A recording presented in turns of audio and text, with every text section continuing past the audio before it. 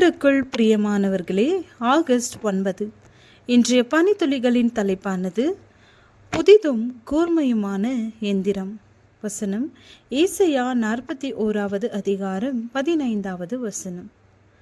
நான் உன்னை புதிதும் கூர்மையுமான பற்களுள்ள எந்திரமாக்குகிறேன். நீ மலைகளை மிதித்து நொறுக்கி குன்றுகளை பதருக்கு ஒப்பாகிவிடுவாய். மரவேலை செய்யும் தொழிற்சாலையில் இருவர் வேலைக்கு அமர்த்தப்பட்டனர். காலை முதல் மாலை வரை மரங்களை வெட்டி கொடுப்பது இவர்களுக்கு வேலையாக கொடுக்கப்பட்டது. இருவரும் தினமும் காலையில் மரங்களை வெட்டத் தொடங்கி மாலையில் அவற்றை சேகரித்து ஒப்படைத்துவிட்டு செல்வார்கள்.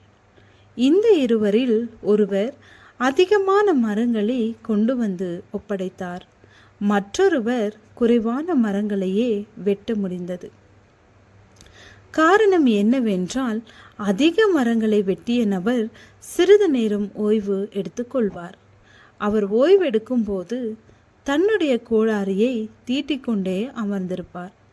பிறகு மீண்டும் மரங்களை வெட்ட ஆரம்பிப்பார். நேரம் கிடைக்கும் போதெல்லாம் தன்னுடைய ஆயுதத்தை கூர்மையாக்கி செயல்பட்டதால் இவரால் அதிக மரங்களை வெட்ட முடிந்தது. ஆனால் மற்றொருவர் ஓய்வு நேரத்தில் ஆயுதத்தை கூர்மையாக்கவில்லை. உடலுக்கு ஓய்வு கொடுத்தார். கூர்மையற்ற அவரது கோடாரியால் அதிக மரங்களை வெட்ட இயலவில்லை.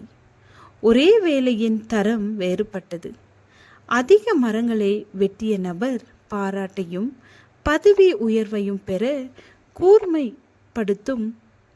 அதிக மரங்களை வெட்டிய நபர் பாராட்டையும் பதவி உயர்வையும் பெற கூர்மைப்படுத்தும் செயல் காரணமாக அமைந்தது. நாமும் கூர்மையான ஆயுதத்தை போல தேவ ஊழியத்தை விரைந்து முடிக்க அழைக்கப்படுகிறோம். அவர் திரளான ஜனங்களை கண்டபொழுது அவர்கள் மேய்ப்பனில்லாத ஆடுகளைப் போல தொய்ந்து போனவர்களும் சிதறப்பட்டவர்களுமாய் இருந்தபடியால் அவர்கள் மேல் மனதுருகி தம்முடைய சீஷர்களை நோக்கி, அறுப்பு மிகுதி, வேலையாட்களோ கொஞ்சம்.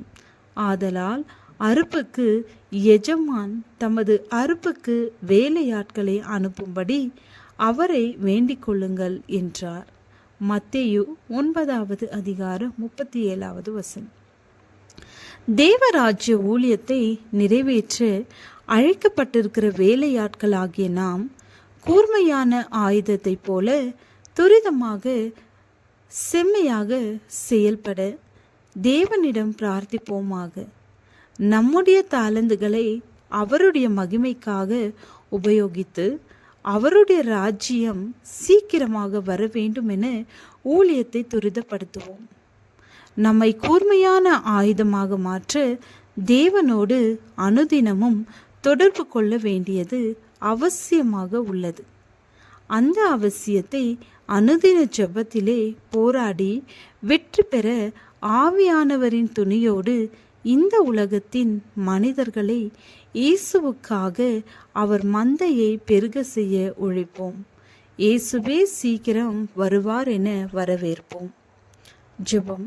தேவனே, எங்களை புதிதும் கூர்மையுமான எந்திரமாக மாற்றும். ஆமென்.